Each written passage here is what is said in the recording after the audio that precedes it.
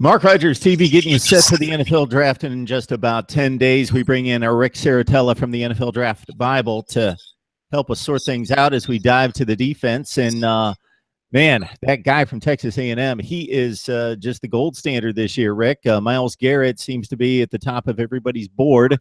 It's just a matter of whether the Cleveland Browns want to select a guy that doesn't necessarily want to play for them, I guess. Yeah, we're moving and grooving faster to the draft here, and there's a little schism in that Cleveland Browns front office.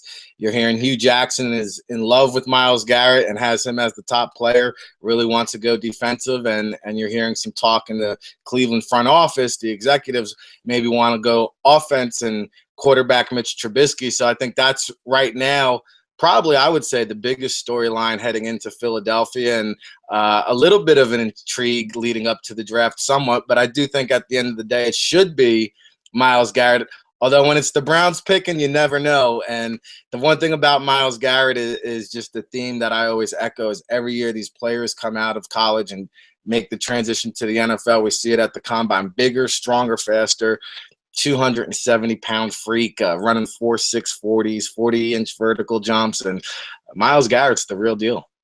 Okay, I'm going to make a quick comparison, Rick, between Myles Garrett and somebody else who's going to be a bit down the list at the defensive end spot, but because they played in the same conference, and I kept hearing this glaring statistic between Myles Garrett and Derek Barnett of Tennessee, and that's that Myles Garrett compiled a ton of sacks against inferior foes the Texas A&M played, the Rices, the Sam Houston States, the Lamars, and Derek Barnett, he had the large percentage of his sacks coming against quality competition in the SEC. Now, I'm not going to argue with any scouts, but I always thought that was just seemed like a very odd statistic that they both ranked in the top 5, something in that range in the SEC in career sacks. But Derek Barnett by far had totaled most of those against quality competition within the conference, and Myles Garrett kind of feasted against the underlings outside the conference. But obviously Myles Garrett's the guy. Well, just to follow up on your point with Derek Barnett, I agree with a lot of your sentiments. I don't think the drop-off is too far off